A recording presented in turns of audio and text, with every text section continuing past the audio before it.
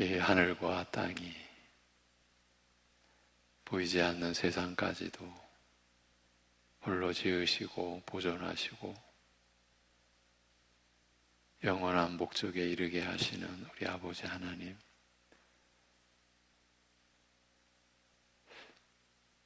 어쩌면 먼지보다 더 못한 그런 존재일 수 있는 우리를 하나님을 아는 진리의 지식을 갖도록 하시고 하나님을 바라보고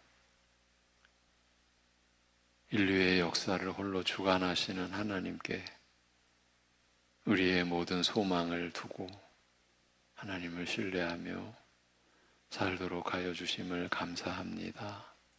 어제까지도 오늘도 앞으로도 변함없으신 주님의 은총 아래, 주님의 돌보심 아래, 주님의 인도하심 아래 우리가 살아갈 것이기에 오늘 이 하루의 첫 시간도 주의 피로 사서 사신 우리가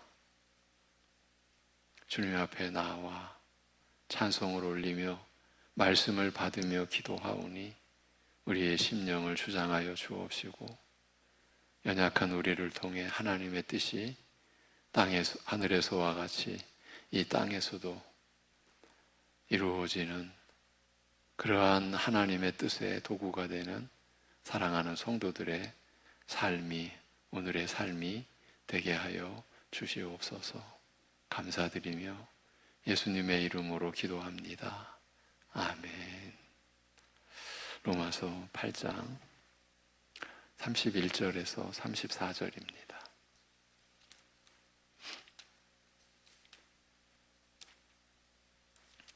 로마서 8장 31절에서 34절.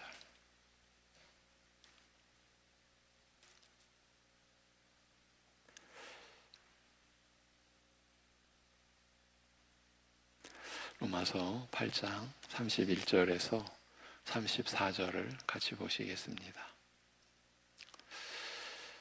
다 같이. 그런즉 이 일에 대하여 우리가 무슨 말하리요? 만일 하나님이 우리를 위하시면 누가 우리를 대적하리요? 자기 아들을 아끼지 아니하시고 우리 모든 사람을 위하여 내주신 이가 어찌 그 아들과 함께 모든 것을 우리에게 주시지 아니하겠느냐? 누가 능히 하나님께서 택하신 자들을 고발하리요? 의롭다 하신 이는 하나님이시니 누가 정죄하리요? 죽으실 뿐 아니라 다시 살아나신 이는 그리스도 예수시니 그는 하나님 우편에 계신 자요 우리를 위하여 간구하시는 자신이라. 아멘.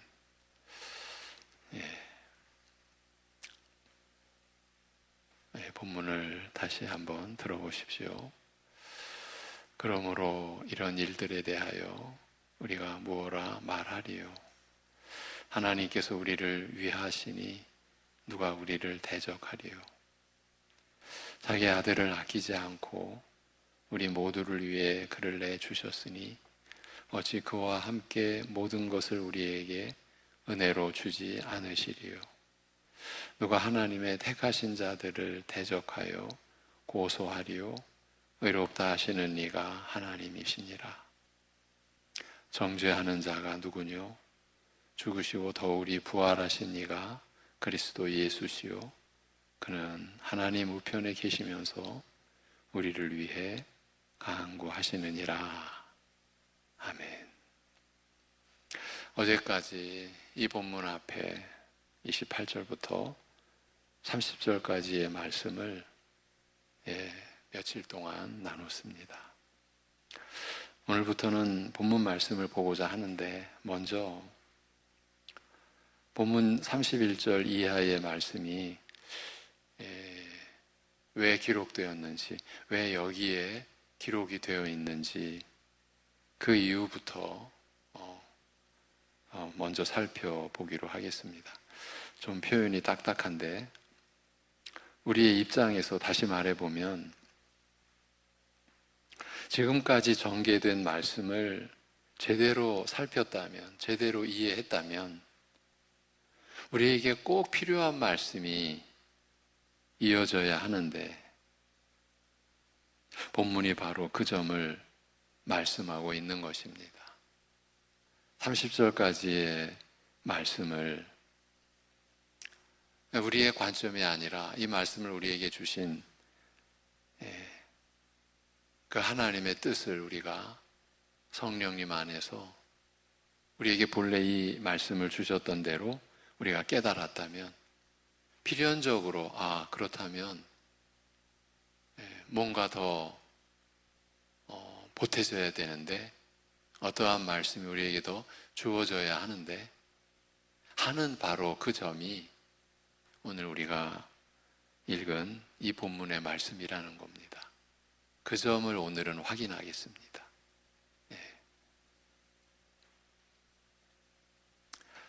로마서에서 지금까지 말씀해 오신 내용을 또 우리가 개괄적으로 돌아봅니다. 그 내용이 지금 우리가 살고 있는 영적인 실상입니다. 그러니까 세상에서는 도저히 가늠할 수 없는 내용입니다. 밖에서 교회를 어떻게 얘기하든지 좋게 볼 리가 없는 거는 우리가 늘 확인해 왔죠.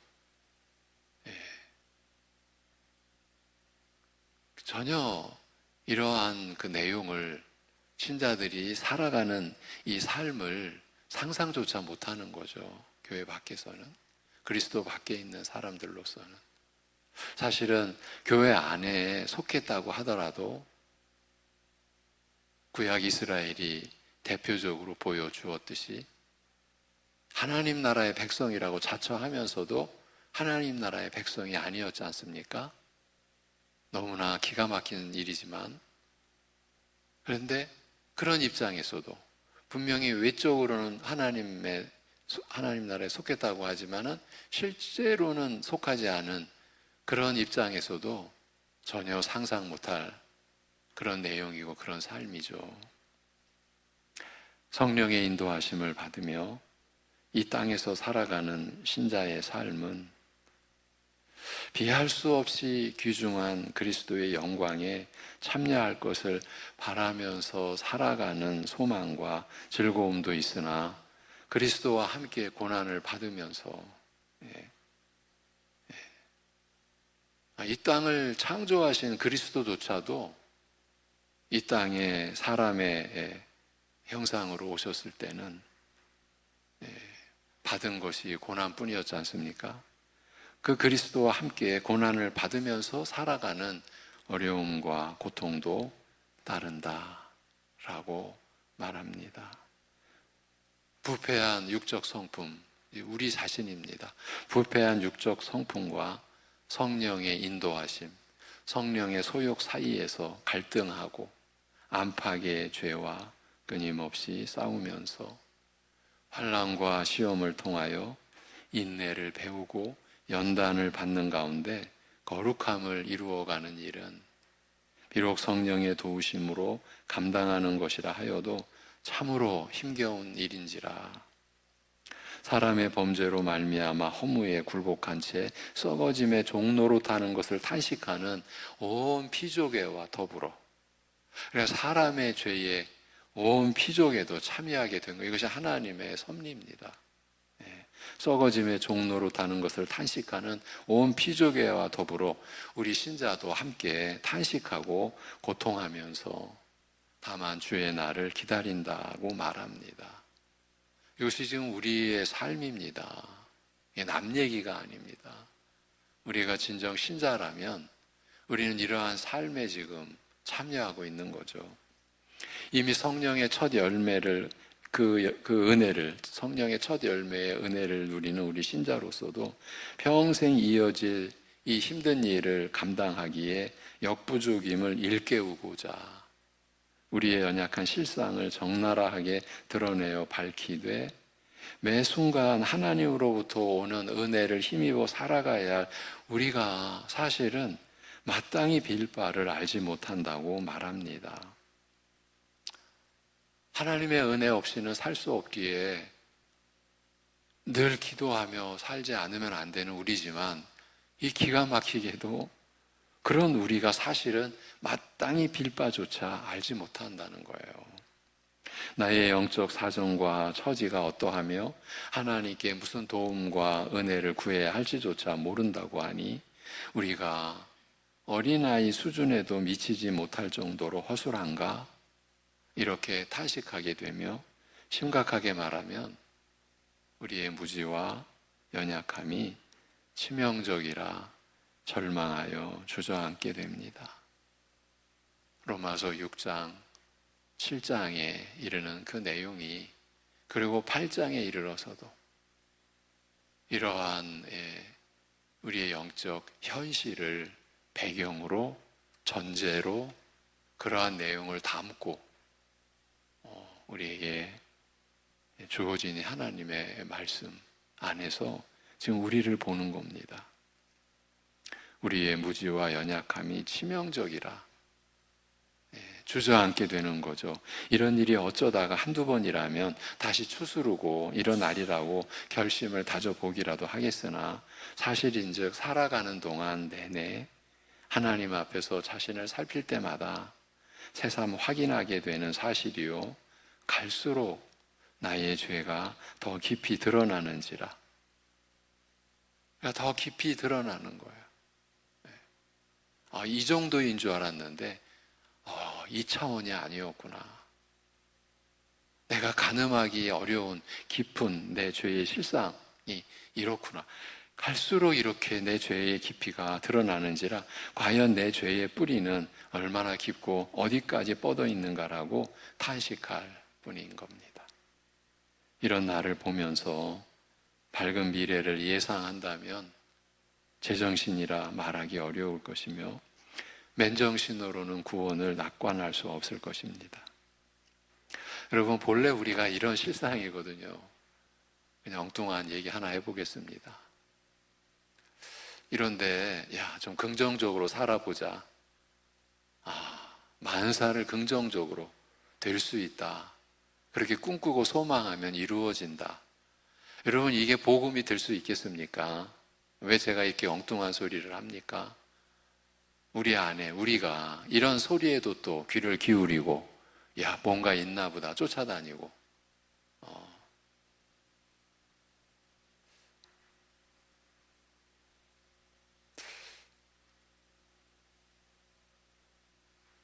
제가 들은 얘기입니다. 우리 이웃에 있는 교회입니다. 매주 주보에다가 그런 내용을 요약해가지고 실었다. 우리 성도님 한 분이 그 이웃 교회의 성도님에게 그게 복음이냐? 네, 참 안타까운 거는 그 이웃 교회가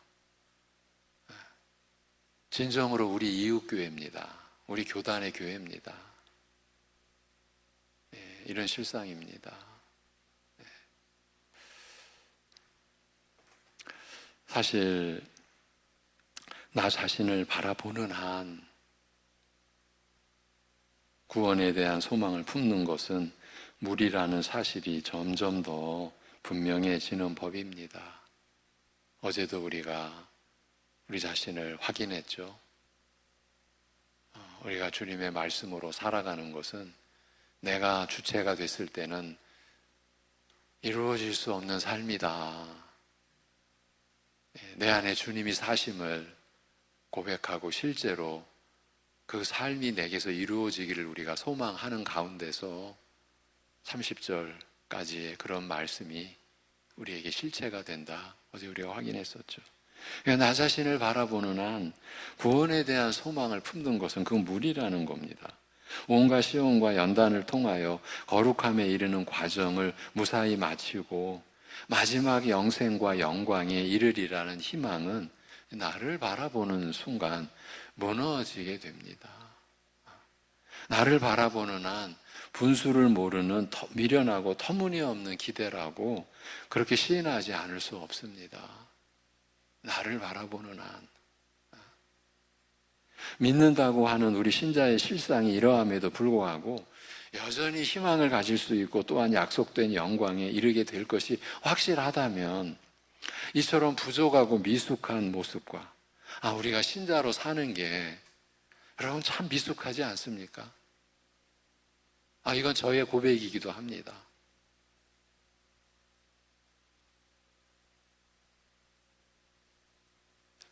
요즘 더 느끼는 것 같아요. 이 어르신들 앞에 죄송하지 이제 70고비를 넘어가는 제가 사는 게 이렇게 미숙하구나. 신앙생활이 이렇게 미숙하구나. 네. 이처럼 부족하고 미숙한 모습과 실수와 허물은 영적 갓난아이 상태에서 시작하여 점점 자라는 과정에 따르는 일로 그래서 그렇게 보아야 할 것입니다. 다시 말씀을 드리면 우리의 실상, 신자의 실상이 이러함에도 우리가 약속된 영광에 이르게 될 것이 확실하다면 지금 이렇게 실수투성이고 미숙한 이러한 허물은 영적 갓난아이 상태에서 시작해서 점점 자라가는 과정에 따르는 일로 보아야 하는 것 아닌가 그 말씀인 거예요.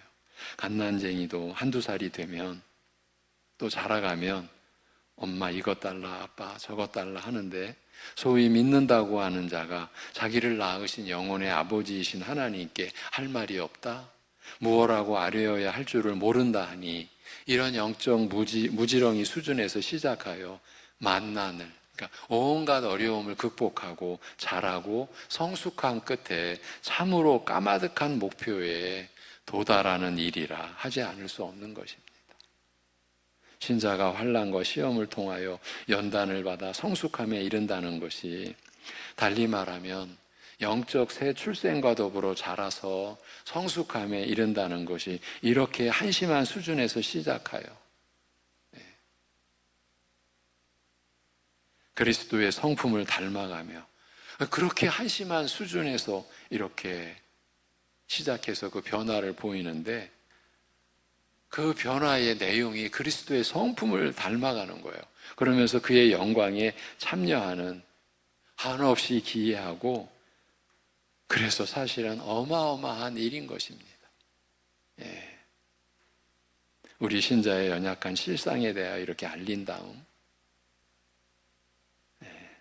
성령께서 친히 우리를 위하여 대신 간구하심으로써 우리의 이런 연약함을 도우시며 또한 성령의 이런 도우심 안에서 우리 신자에게 모든 일이 함께 역사하여 선을 이루게 하시는 하나님의 그 깊고 세심한 배려에 대하여 밝히고 있습니다만 여기에는 우리 신자가 새 삶을 시작한 이후 걸어야 하는 길과 걸음이 참으로 험악한 데 비해서 이 일을 감당해야 하는 신자 자신은 우리 자신은 너무나 연약한 사실을 일깨우는 한편 그러니까 우리가 이 말씀의 그 일깨움을 받으며 나를 바라볼 때 사실은 이렇게까지 좀 표현해 드리고 싶어요.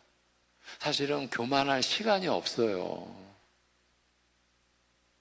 우쭐해할 여지가 없어요. 내가 이만큼 신앙생활 했는데 어쩌면 그게 더 두려운 거예요.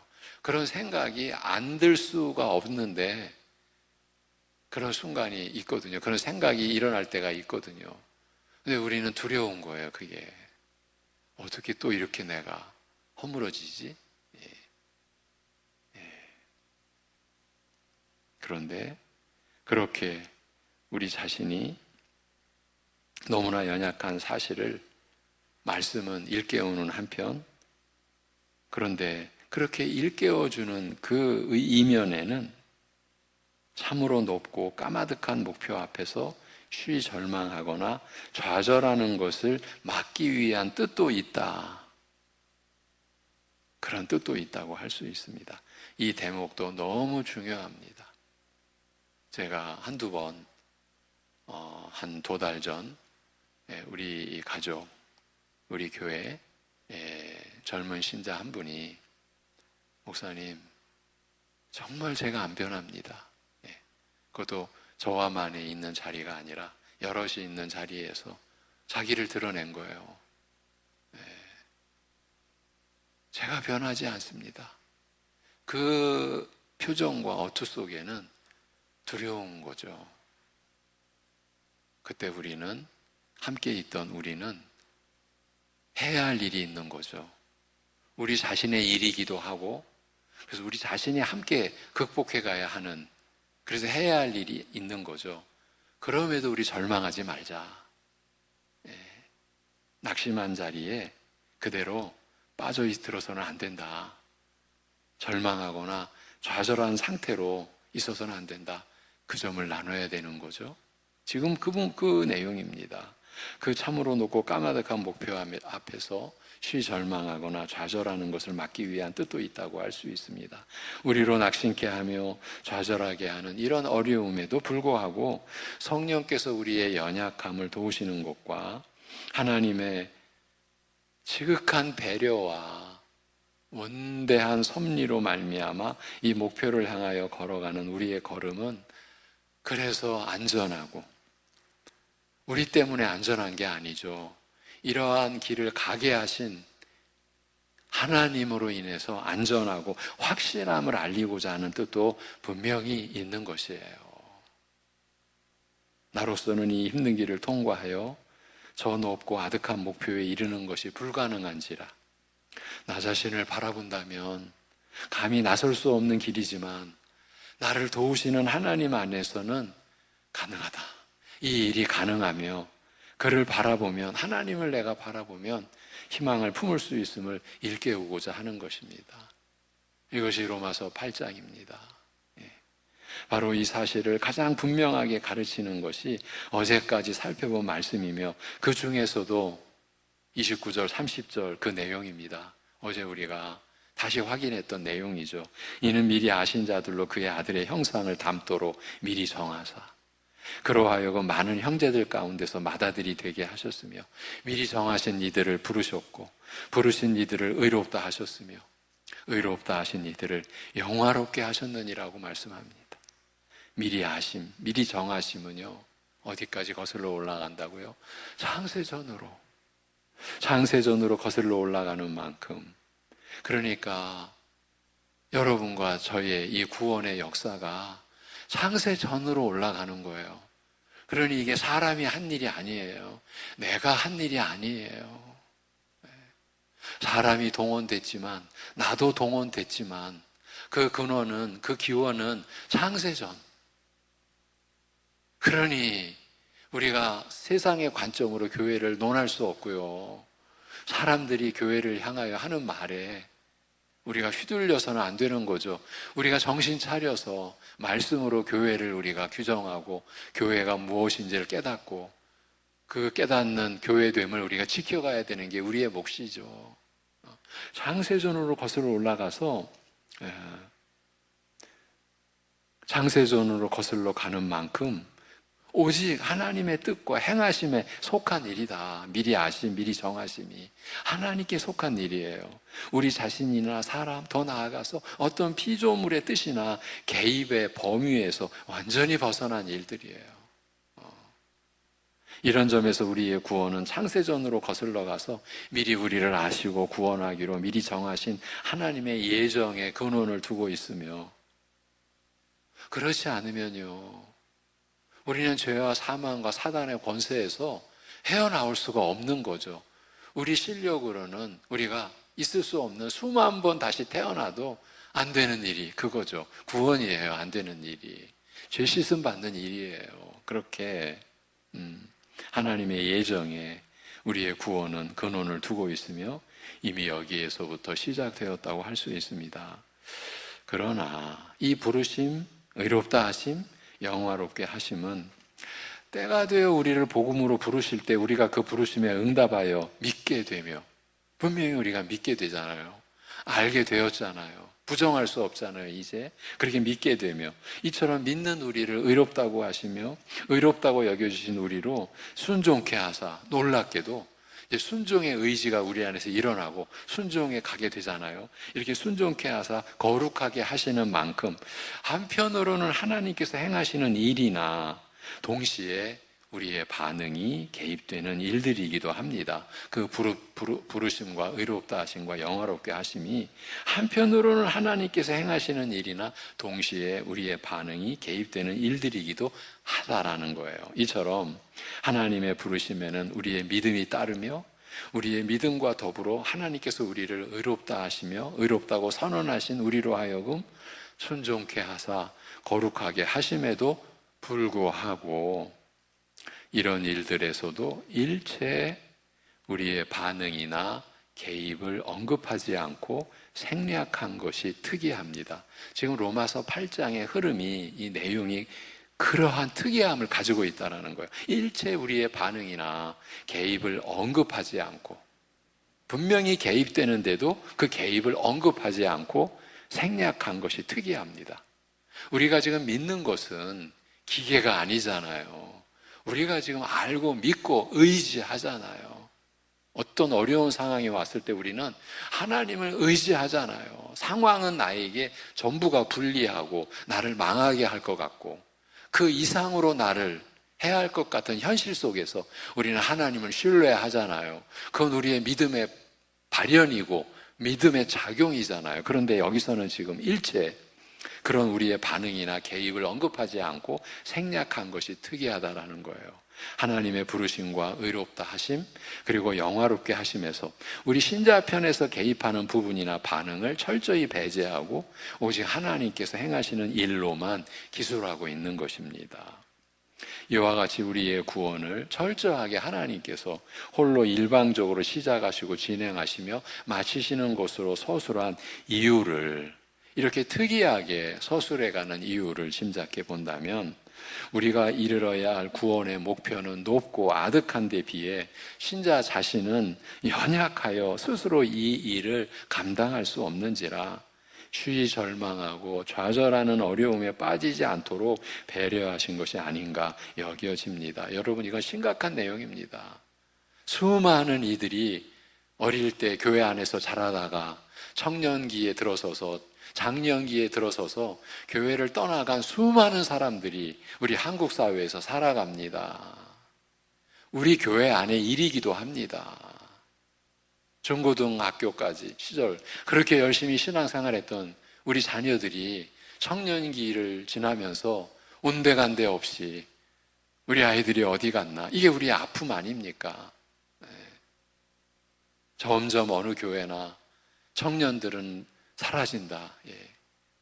어느 교회나 아픔의 탄식입니다.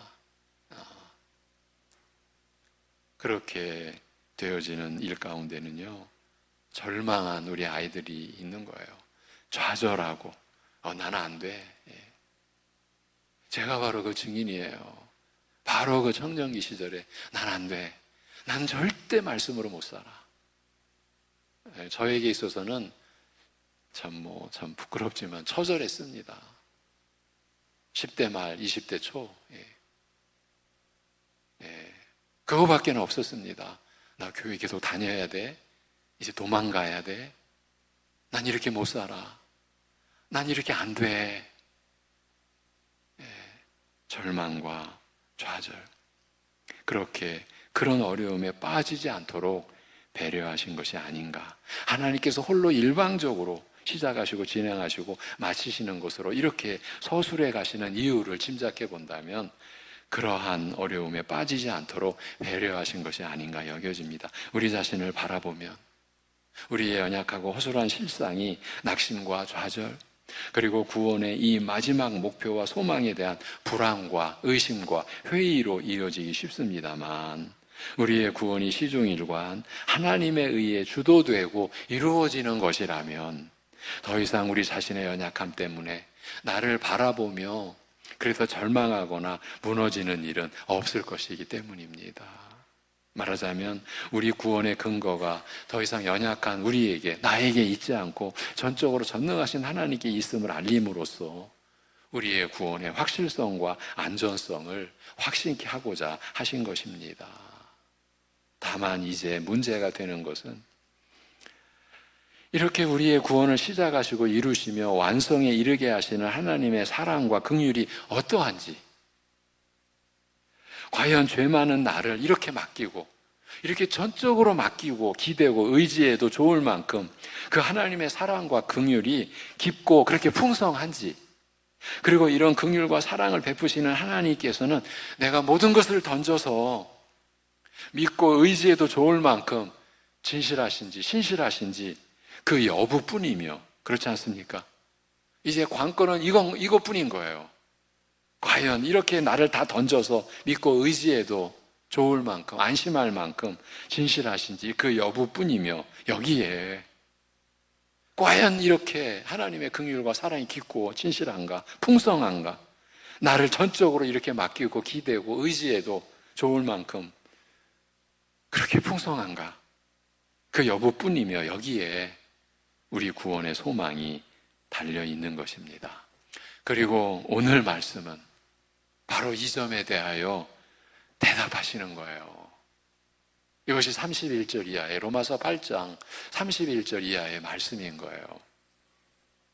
바로 지금 우리가 그렇다면 관건은 이거다. 과연 하나님의 긍휼과 사랑이 그만큼 깊고 풍성한가, 그렇게 진실하신가 하나님께서, 그 여부뿐이며 거기에 우리의 구원의 소망이 달려있는 것 아닙니까? 바로 그 점에 대하여 오늘 말씀은 31절에서 34절 말씀은 집중적으로 가르치고자 하는 것이에요. 그러니 이 말씀이 또한 우리에게 얼마나 감사하고, 우리가 이러한 말씀을 받았다는 것이, 우리에게 이러한 말씀이 있다라는 것이, 여러분, 이게 얼마나 감사한 일이에요. 바로 오늘 우리가 나누고자 한 내용이 이것이었습니다. 여기에 왜 이 말씀이 기록되어 있는지, 이 말씀은 어디에나 있어도 우리를 살리는 말씀인데 왜 하필 여기에 기록되어 있는지, 그 점을 우리가 먼저 확인한 것이고, 이제 내일은 그 내용으로 들어가겠습니다. 기도하겠습니다. 하나님 아버지, 이 하나님의 우리를 향하신 너무나 놀라운 배려와 모든 우리의 유익을 위해 하시는 하나님의 이 너무나 기묘한 이 말씀의 흐름과 말씀의 문맥과 이 말씀의 배치 앞에서 또 오늘도 우리는 무너지듯이 너무나 그 감사함이 크고 충만하여 우리가 감당할 수 없어 무너지는 심령, 그런 모습으로 하나님 앞에 감사함을 아뢰옵니다. 아버지 하나님, 그럼에도 우리는 쉬도 없이 좌절했고 헤아릴 수 없이 절망에 빠졌던 우리를 기억을 합니다. 그러한 우리를 끝내 일으켜 세워주시고 붙들어 주시고